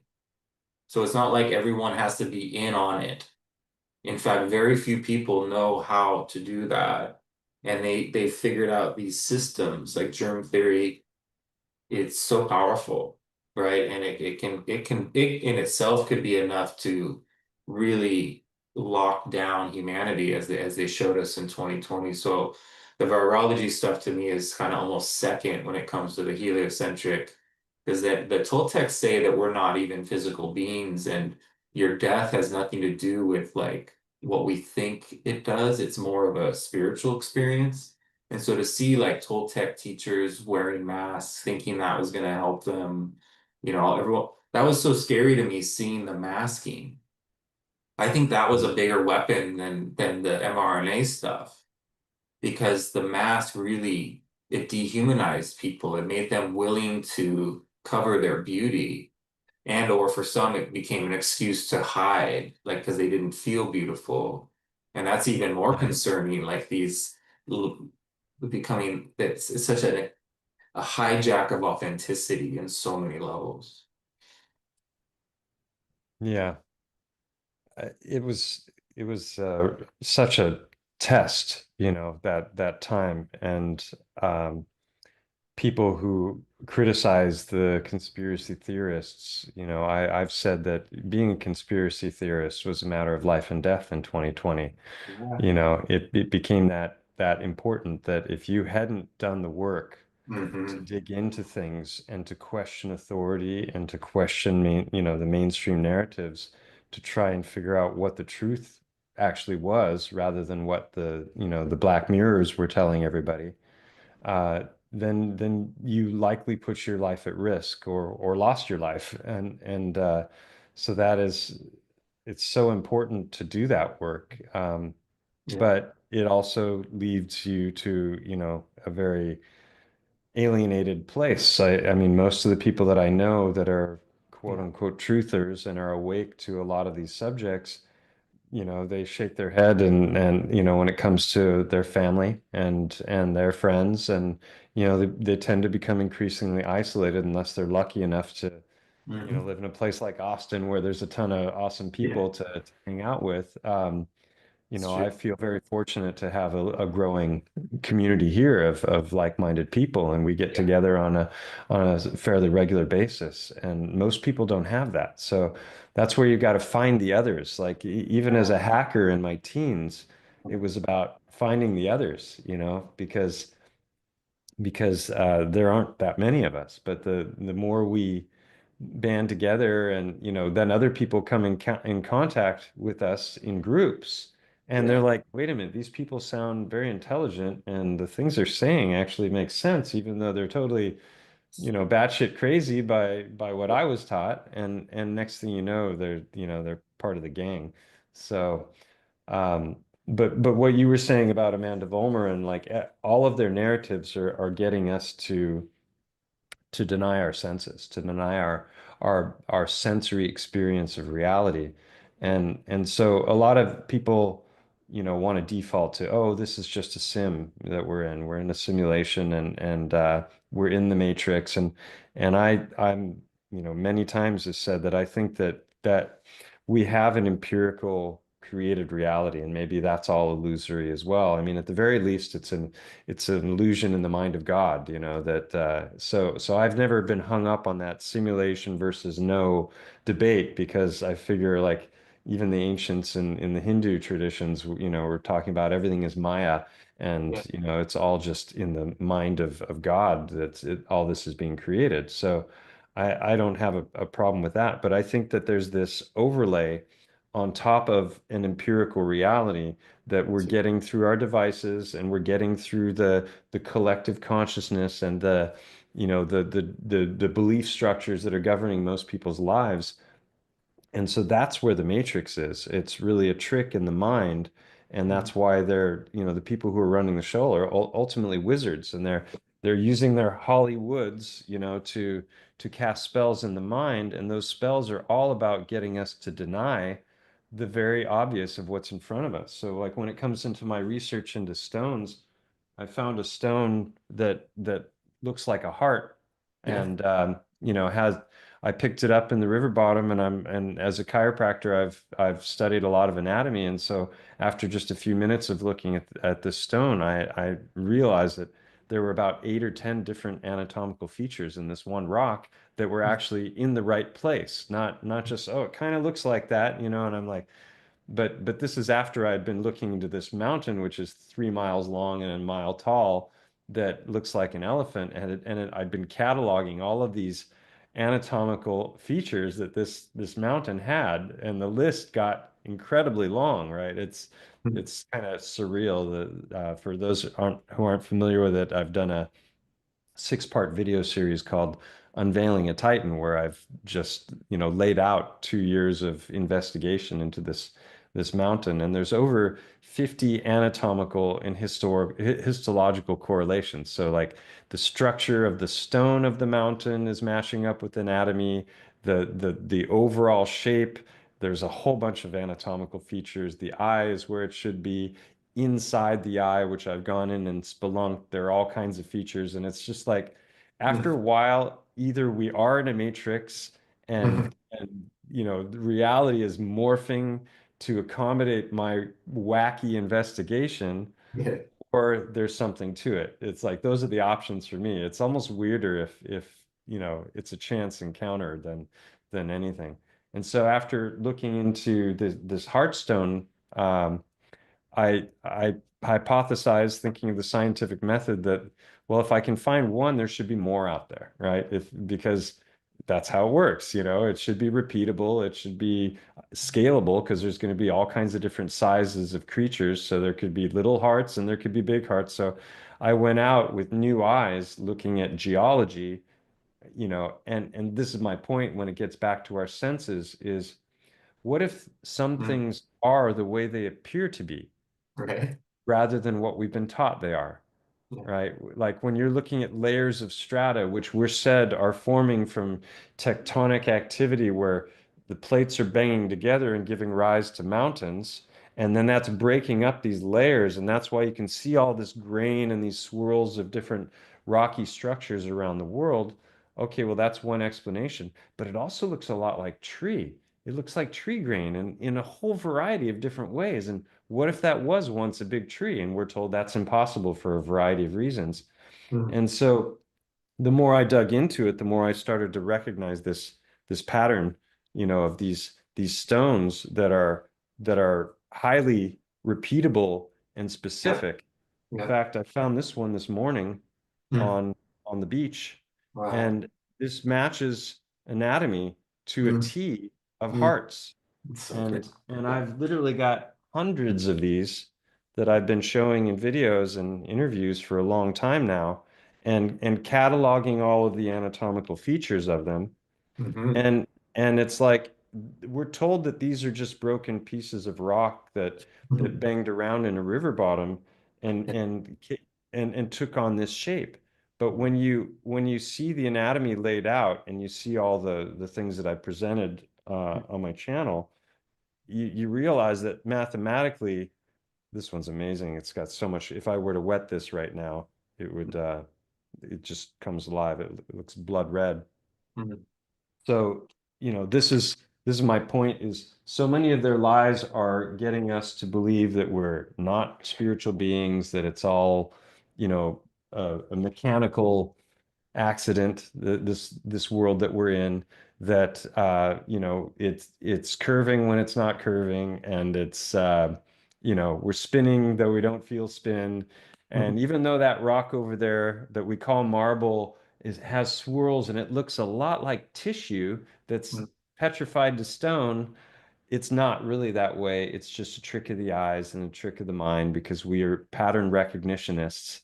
Right. That's what they want us to believe. Or we've been fed a whole bunch of false narratives, and maybe things are actually as they appear. And Mhm. when it comes to the big trees, that's that's my most confident of the three: Titans, trees, and the Heartstones.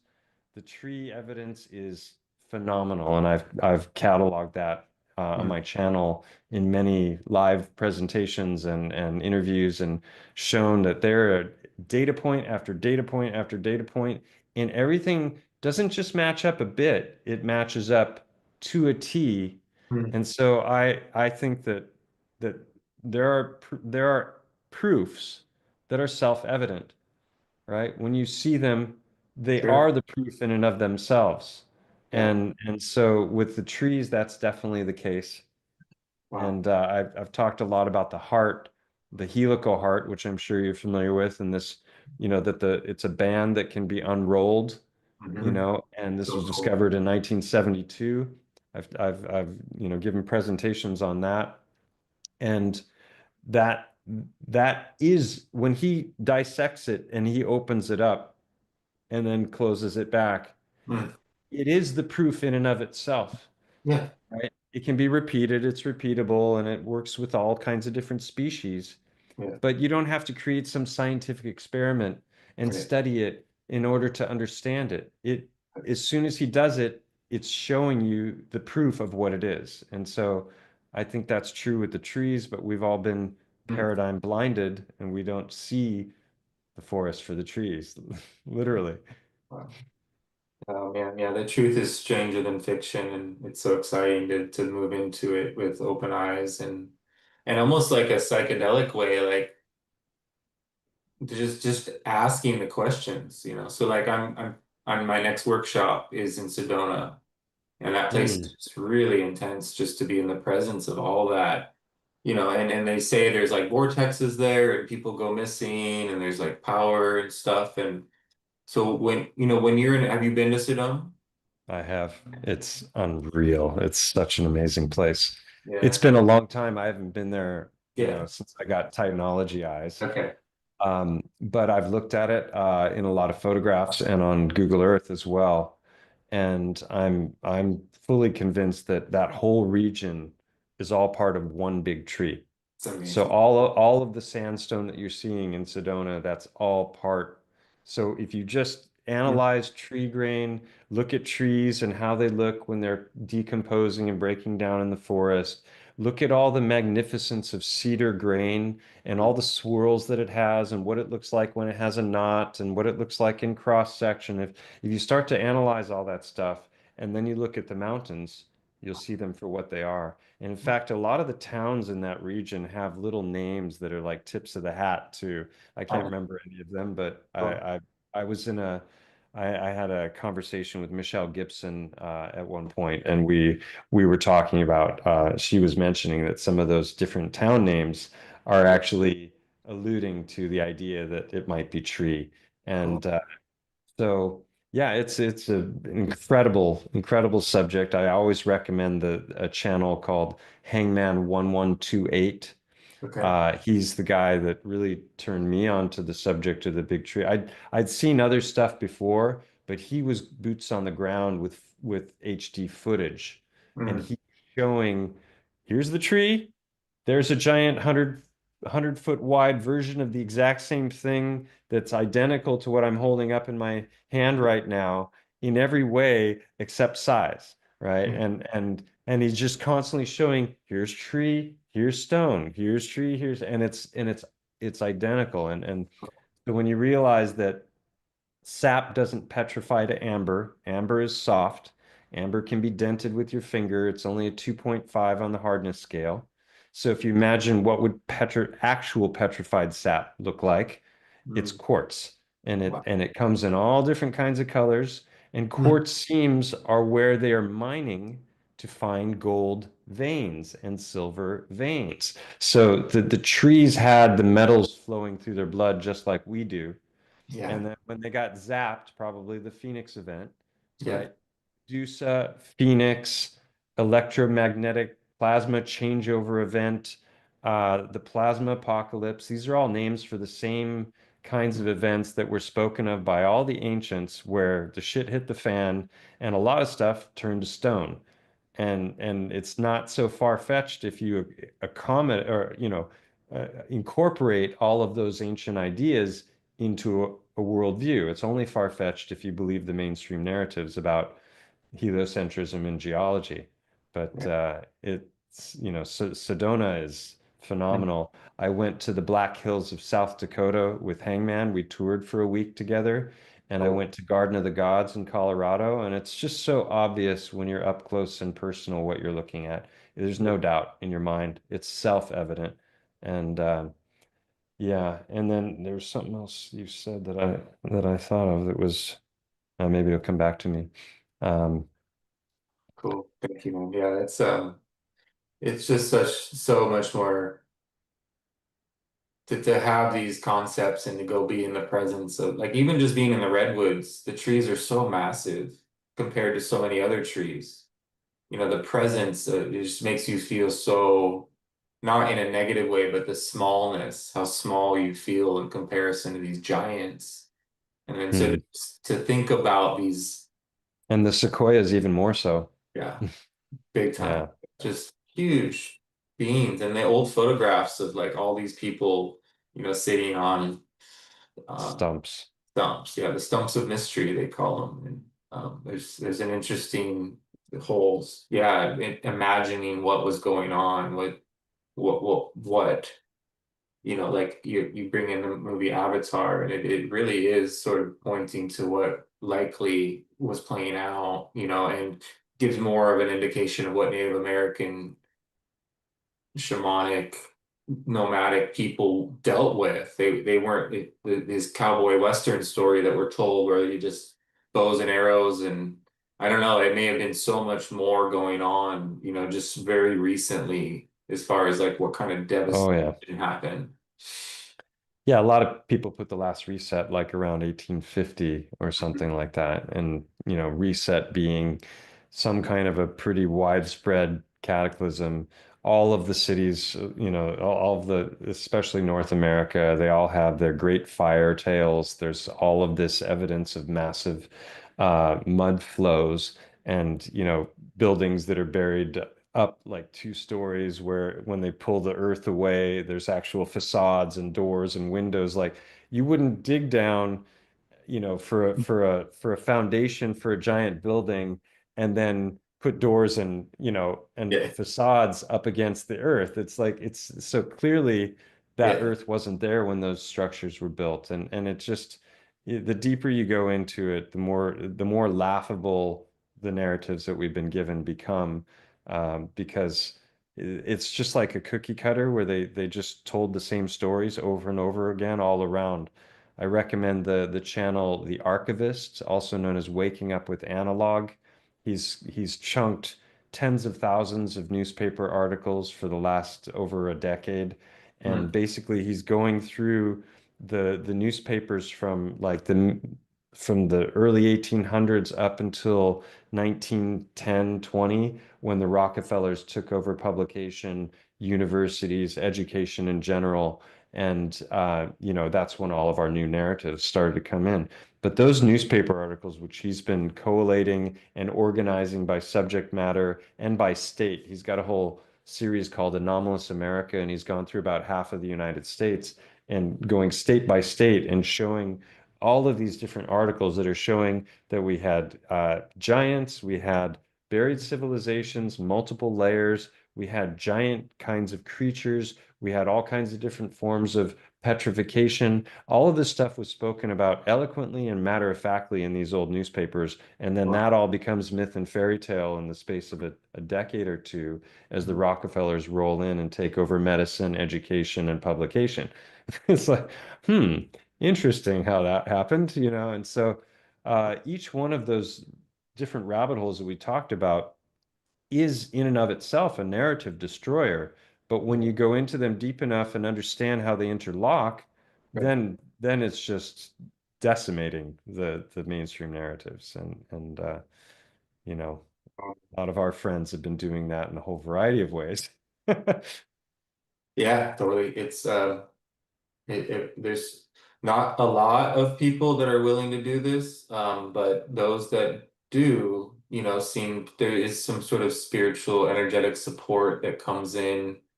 I think it takes a lot of courage, but it leads to feeling, like fearless in a way because we're,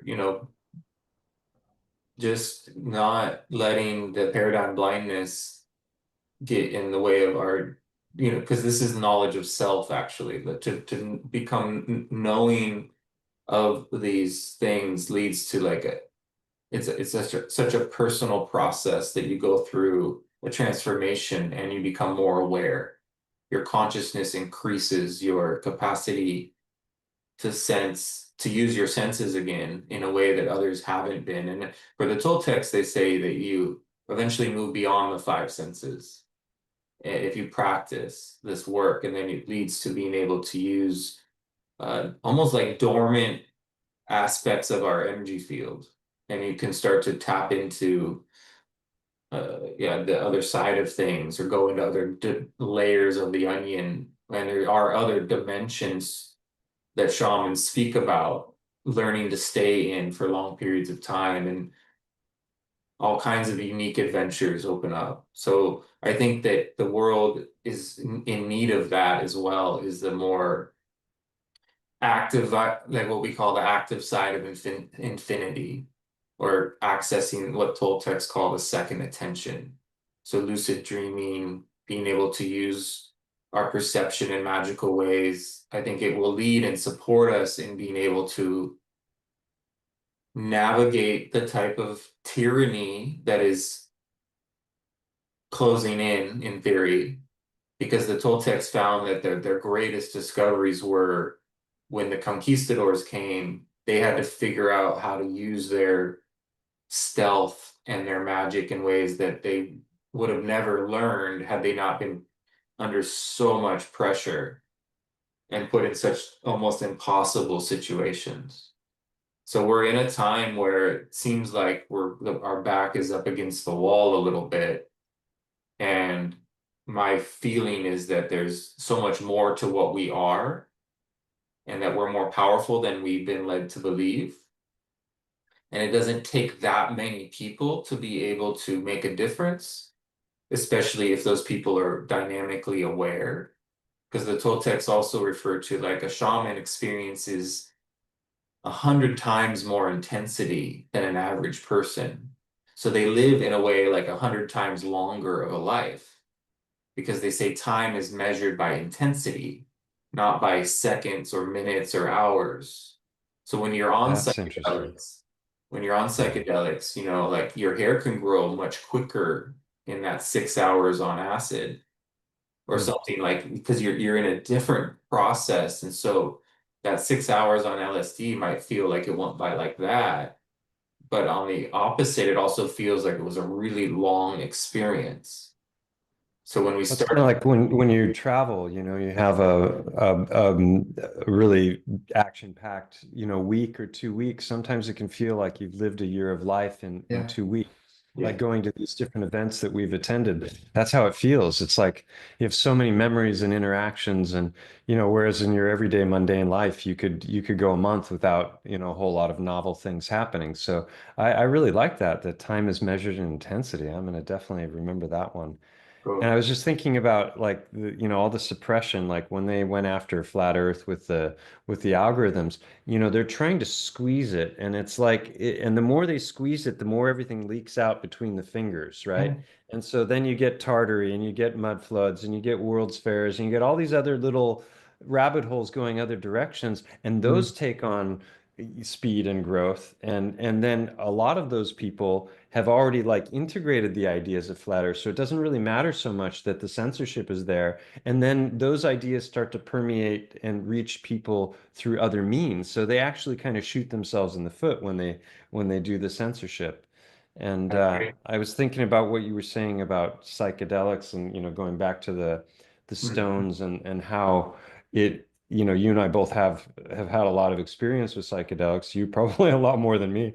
But so we know that these other realms exist, and these other ways of perceiving reality. So for people that have had those kinds of experiences, it's not so far-fetched to really look at things through these kinds of eyes, and to go, is it possible that this might be true? Whereas for the average person who hasn't had those kinds of experiences, this is a truly far out subject. And I've had a lot of people, who've just, their minds have been absolutely blown by the information that I've shared. And they're like, this has forever changed my Yeah. worldview. And one of my favorite comments on my channel came, a couple years in, and the guy said, your videos are more powerful than psychedelics because they don't wear off. And Yeah. I was like, oh, that's that's crazy, because it's like you can take a really high dose and it might leave you forever changed, but Yeah. eventually you'll kind of come back to baseline and you'll have integrated that experience, but it's not like you're going around with that altered perception of reality from that point forward. It kind of fades with time, and then that's why people get on that do it over and over again bandwagon, because they want to get Right. back to intensity, Yeah. 'cause That's they it. want to feel alive. And so David Weiss once said that he thought this stuff was more disruptive than flat Earth. He only said it once, but coming from him, that's pretty that's that's pretty big. Yeah. Um, That's a huge compliment to be told that your stuff is more powerful than psychedelics. It's true. If you let yourself go there and you do a great job of guiding people there, it's almost a shamanic rite of passage because you're moving into uncharted territory, which is perceptual. It's information. Toltecs say knowledge is not information, knowledge is power. And this type of information leads to that type of knowledge where you become energized and aware and not easily fooled. And therefore, but you have to kind of be a fool in order to go through the process, right? And that's where a lot of people are not able to do this work, is that they're uncomfortable with the uncharted territory, the unknown. Their ego defended something in the past and they're not willing to come around on the subject because they want to prove themselves to have been not easily fooled. And so the majority of Mm. people aren't comfortable with the ego process of admitting, man, I got deceived and I fell for it. Mm. That takes a humble person. And that's a Yeah. key to this work, is like can because it's so healing and liberating to become humble. But it's And to be able to see the world through new eyes again, and to have that childlike innocence return. A lot of people, it never returns. And, when it comes to my work, there's a lot of people that were kind of in that space and talking about some of these ideas before I came along, and I was inspired by them. But a lot of them were coming at it from a Judeo-Christian perspective, and they're referring to the Bible, and I wasn't coming at it from that perspective at all. I was, very left brain analytical, and I'm looking at it from anatomical perspectives, and just approaching things in like a methodical, rational way, with paying homage to the scientific method, to the best of my ability. yeah. And so people were really appreciative of those ideas because, especially if they're not coming at it from any kind of a religious perspective, or they're anti-religion, or they don't like the Bible or something, they're not going to give these ideas their day in the sun because they're coming from people that clearly have a vested interest in bolstering up their Mm. religious text and, justifying their faith in one way or another. So people were really appreciative that that wasn't how I was doing it at all. It was very empirically grounded. I was showing all kinds of evidence, like getting up in the caves of the mountain and Yeah. showing, aerial footage. And, the heart stones is like you can hold them in your hand and look at all of the different features and Mm. decide for yourself whether it makes sense, the official story, or what I'm showing. Um, and that's really it has been, life-changing for a lot of people. And I never dreamed that it would be like that when I got into this. And I've received a lot of appreciation, from people for not just the insights and the possibility that these things are that way, but also, the effect that it's had on their psyche and the way they see the world now. So Mm. that's could be wrong about it all. Sorry if I am, but I've said that from the beginning also. Like, I'm not trying um, to like present this as hardcore fact, but it's just, we all have to unlearn like your shirt says there, yeah. Oh man. to Well, thank you for providing this. It's uncharted what it's I know you learned from others, but then you took it in a direction that was really clean. And Toltec say religion is one of the hardest things to get people to come out of. It ends up manifesting into even spirituality. Like people come out of religion, but then their spiritual practice has all these religious like guilt and weird things that Mm, are built in. And so, Jason Bashir refers to religion as dungeon programming.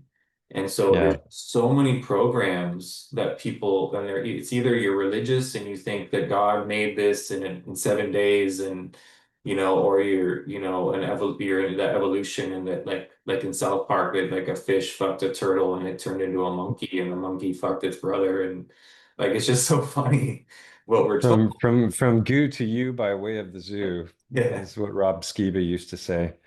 yeah, yeah. Yeah, break free or die trying. It's Mm, it's true. it's really an interesting world that we're in. It's tough. It's I don't know. All you can do is laugh at some point, and if you lose your ability to do that, like I think Steve Falconer he's Yeah. got the best laugh going in the truther sphere, when it comes to like he'll talk about the darkest shit ever, and then all of a sudden it's like, ha, ha, ha, ha. It's like if you But can't do that, you're just gonna get dragged down into the dumps, and yeah. yeah. And you know, you are starting to see some comedians speak to these subjects, and they're making fun of people that are still normies, and so there's some edgy. Yeah, comedy's making a comeback. Thank Yeah, God. yeah, Oh it's my exciting. God. Laughter is key, and It like, died in COVID. oh, it was so, yeah, and just to see, yeah, and all those heroes fall from their pedestal and not being willing to really stand up to what was so obvious. So, you know, there's some really funny dudes out there that are deep into some conspiracy stuff, and they're focused, and they're They're not, weaving it in. yeah, but they're also like making fun of things that they're not willing to look at still, and so you can start to say like, okay, there's Yeah.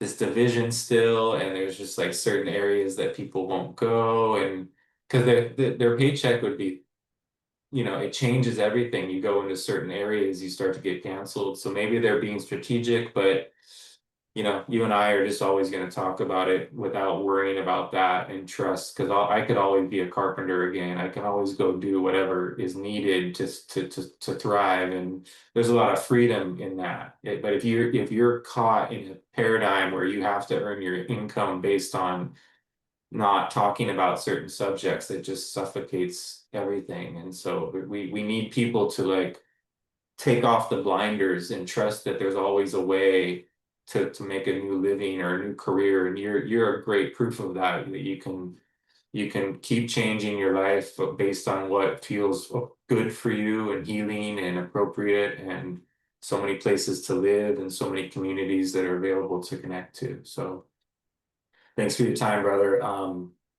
Yeah, how can people support you, connect to you? I'll put some notes down, and maybe send me some notes that you want to see in the description, and but let us know how people can connect with you.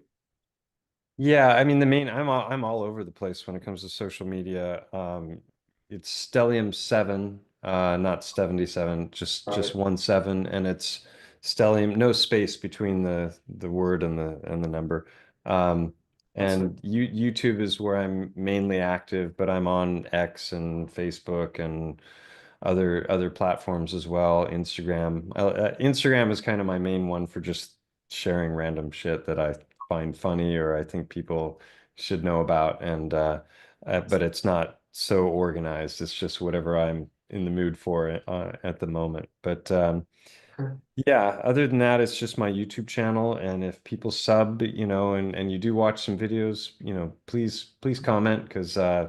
they've algorithmed my channel almost to death. Like Oh, I've got more subs than ever, and it doesn't show my stuff to any new people.